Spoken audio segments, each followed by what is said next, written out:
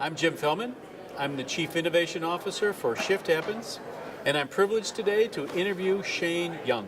Shane, tell us a little bit about yourself and your company. Thank you so much. So I'm the president of Competitive Solutions. We're a business transformation firm headquartered in Raleigh, North Carolina, office in Atlanta as well. We've been doing this since 1991, and we really have three core capabilities. We're known in the market for our methodology called process-based leadership, which is really a transformation system around driving greater clarity, connectivity, and consistency within an organization. Our second business platform is our leadership GPS program, which is executive coaching, executive leadership development. And then we have a BI tool called Yount, which most of our clients run for their metrics and their performance management system. Wow. And what type of clients do you typically work with? Typically, it's traditional manufacturing. In the last 10 years or so, we've done a lot of work in biotech, as well as in the federal government. That's an easy one. Yeah. So as you look at, let's just say, the competitive environment that's out there, what would be the bigger issues that you face as a business owner? Well, I think the challenge, candidly, for any organization, as we talk about transformation, is how do we keep it simple, right? Because you come to events, and even this event, right? A lot of smart people. And I think often we take simple concepts and we like to make them smart, right? And in the process of making them smart, we make them unsustainable. And so what we try to do, and I think the compelling need for most companies is how do you keep it simple? How do you keep it sustainable? And at the end of the day, how do you build a culture where you've got good clarity of communication? So we've got a rhythm and a cadence of information that connects to people, where you build a culture where people can answer a simple question. Are you winning or losing? You know, you would think with all the data that we talk about, that could be an easy question to answer. Candidly, it's not, right? We've overwhelmed the organization with data. And so trying to keep it simple so people can know when they leave at the end of their day or the end of their shift, did we win or lose? And then lastly, I think the compelling need of many organizations is how do you build a consistent way of work? One not predicated on what personality is there that day, but really a process that's going to be consistent yesterday, today, and tomorrow. And I think if we can challenge organizations to think in those terms, clarity, connectivity, consistency, then I think they see transformation becoming relevant and real and authentic. And that's really what we're trying to do. So if I may, your 3 C's, you're looking for clients that have a vitamin C deficiency. Absolutely, across the board, Across right? the board. Across the board. So there's an overlying theme of everyone that I've interviewed, and that is the simplicity. Yeah. Don't take the complex and make it more complex. Take the complex and make it simple. And for sake of business, if it's already simple, don't try to make it more complex than it is. Right. So as you look at, let's say, either your potential workforce or the clients that you're dealing with, do you see a disparity between, let's just call it the millennial group and the more mature senior side, and a big gap in between? Because everyone I talk to says we're either on the millennial grouping or we're in the senior executives, and there is now a gap in the middle. How do you bring those together? Well, and see, I think sometimes we create these divides.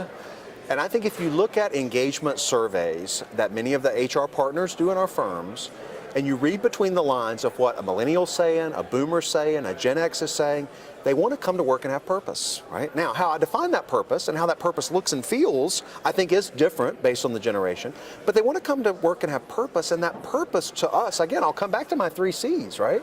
That purpose, I should be able to articulate that purpose and feel connected to that purpose. I should be able to have communication systems where we're talking about that purpose. I should be able to connect the organization in such a way that when they leave work, and again, I'll come back to my comment, that they know if they move the business forward or not. I think that spans generations. In fact, I would argue to some degree we're using the different generations in a way that's not cohesively moving the business forward from an appreciation standpoint, and we need to take a step back and say at the end of the day, people want to come to work and know that they had purpose, they move the business forward, and if we can frame our transformation conversations in that way, I don't think the generations matter.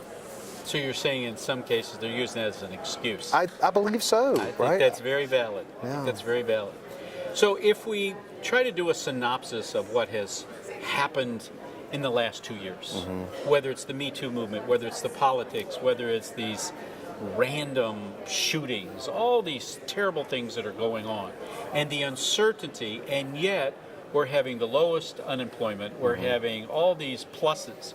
Where do you see the next 2 years, and how are you trying to focus on that with your clients? Yeah, it's a great question. You think about, and I would say it's not just a 2-year evolution. You just look at the evolution of industry, right? And I think it's evolved from very well-intentioned, let's get everybody to feel good about themselves, their team, their leader, and their company. And I see a movement toward, we've got to give that organization less of a focus on let's get everybody to feel good, because I think companies are seeing that can create an entitlement mentality, and let's move our organization to a place where people have demonstrative behaviors that are moving the business forward, right? So it's not about how you feel, it's about what you do, right? And I think if we can begin to make the next 2 years really aligning and linking people to systems and processes where they see in the act of doing, I feel engaged, and if I feel engaged, I feel good about my future, my boss, my company. It's reversing the paradigm that I think we often hear at these events. If we get everybody to feel good, they'll be productive. I believe if you get everybody to feel like they're moving the business forward and there's demonstrative acts and systems behind that, those feelings of prosperity and connectivity and optimism are going to happen. We always tell our clients what you can measure gets done. And so as long as somebody is seeing the progress and somebody is seeing that their contribution, to your point, is moving the business forward, then I think that you start to have much more of that employee engagement, which means those employees are engaging with the customers on a different level. So if we're looking at your business model, how do you expand within those areas that you're concentrating, or do you try to pick up new areas where you can apply your expertise? Well, we're seeing our business grow across industry. I mean, we just picked up some business in the hospitality industry, which is typically not in our wheelhouse. We picked up some banking business here recently. And I attribute that to, because one of the questions we always get asked is, have you worked in this industry? Well, I may not have worked in that industry, but people are people. And candidly, I believe it's, regardless of the industry you're in, people desire that clarity, connectivity, and consistency. So from a scalability standpoint, I'm not at all worried about the future of my organization, because the desires that folks have within each organization, to me, come down to the same things, right? And we've seen that proven out over the years. That's a great way to look at it, because as we all know, there is an uncertainty, but that uncertainty has always existed. Always. It doesn't matter what year you look at it, it was there. So if you were trying to put on your crystal ball and you were saying to our audience, here's the light bulb or golden nugget I'd like to share with you, what would that be? I think it comes down to what type of leader are you?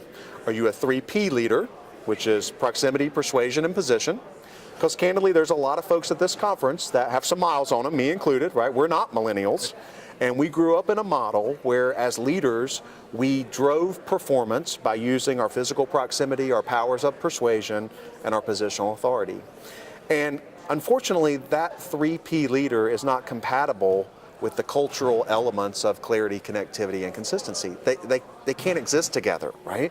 Because that 3P leader, while that person can drive performance, it's temporary and fleeting because it's based on them in that role, in the moment, with those people in that task.